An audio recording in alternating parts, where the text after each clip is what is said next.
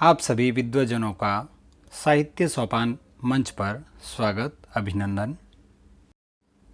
आज हम उपन्यास सम्राट मुंशी प्रेमचंद के जीवन परिचय तथा उनके प्रसिद्ध उपन्यास गबन के बारे में चर्चा करेंगे। मुंशी प्रेमचंद। उपन्यास सम्राट मुंशी प्रेमचंद का जन्म 31 जुलाई 1880 में वाराणसी के लमी नामक गांव में हुआ तथा निधन सन 8 अक्टूबर 1936 को हुआ। कम आयु में ही इनके माता पिता का देहांत हो गया। इनका मूल नाम धनपत राय श्रीवास्तव था। इन्होंने पहले उर्दू में लेखन कार्य किया, जिसमें यह नवाब राय उपनाम से लिखते थे। शासन विरोधी रचना सोजे वतन के जब्त होने पर उन्होंने दया नारायण की सलाह से प्रेमचंद नाम से लेखन प्रारंभ किया। शरद चंद्र जी ने प्रेमचंद को उपन्यास सम्राट की उपाधि दी। इनकी कहानी संग्रह है सप्तसरोज, नवनिधि, प्रेम पूर्णिमा, मानसरोवर। पत्रिकाएं इन्होंने संपादित की है। हंस, माधुरी, मर्यादा, जागरण। इनके द्वारा प्रमुख उपन्यास वैसे कुल 15 हैं। प्रमुख उपन्यास हैं सेवा सदन, प्रेमाश्रय, निर्मला, गबन, गोदान। इनको कलम का सिपाही, कलम का मजदूर भी कहा जाता है। इनका मंगलसूत्र उपन्यास, जो कि इनके पुत्र अमृत राय द्वारा पूरा किया गया।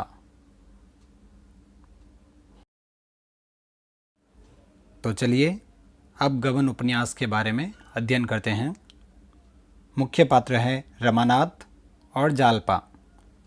सहायक पात्र है दयानाथ, जो रमानाथ के पिता हैं, रामेश्वरी रमानाथ की माँ, दीनदयाल जालपा के पिता हैं, मानकी जालपा की माँ, इंद्रभूषण प्रयाग का वकील है, रतन इंद्रभूषण की पत्नी, मणिभूषण वकील इंद्रभूषण का भतीजा तथा देवी दीन, जो कलकत्ता निवासी है।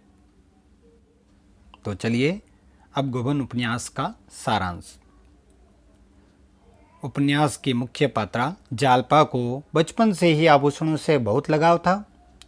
माँ के चंद्रहार की तरह उसको भी ऐसे ही चंद्रहार की चाह थी। माँ के यह कहने पर कि तेरे लिए चंद्रहार तेरी ससुराल से आएगा, इस विचार से अब उसे ससुराल अच्छा लगने लगा। कुछ समय बाद वह समय भी आ जाता है।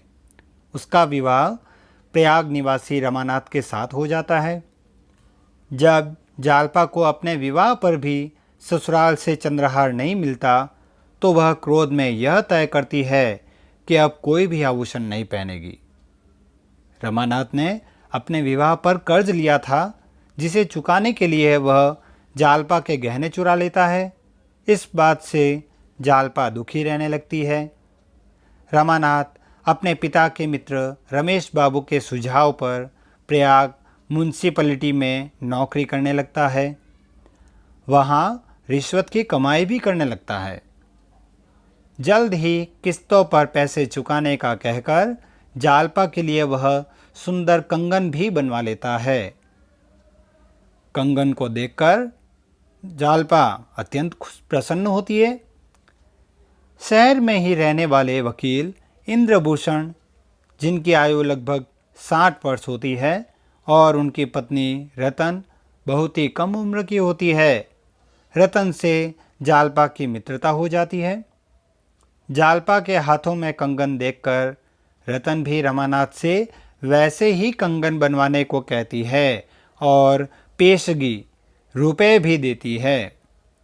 लेकिन रमानाथ इन रुपयों से ही जालपा के कंगन का कर्ज चुका देता है।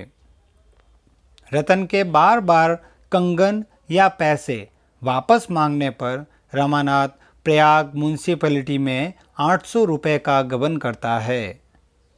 अपनी सच्चाई जालपा को एक पत्र में लिखकर वह कोलकाता जाने वाली ट्रेन में चढ़ जाता है। कोलकाता में देवी दीन नाम का व्यक्ति, जो उसे ट्रेन में ही मिलता है, वह उसे सहारा देता है।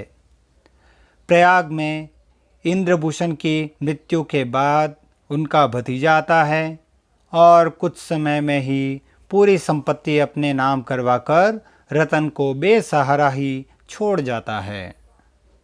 इधर कुछ दिन बाद रमानाथ को कोलकाता पुलिस किसी झूठे मुकदमे में पकड़ लेती है और क्रांतिकारियों के खिलाफ झूठी गवाही देने को मजबूर करती है। रमानाथ की झूठी गवाही से क्रांतिकारियों को फांसी की सज़ा सुनाई जाती है। इधर प्रयाग में जालपा समाचार पत्र में एक वर्ग पहेली छुपवाती है।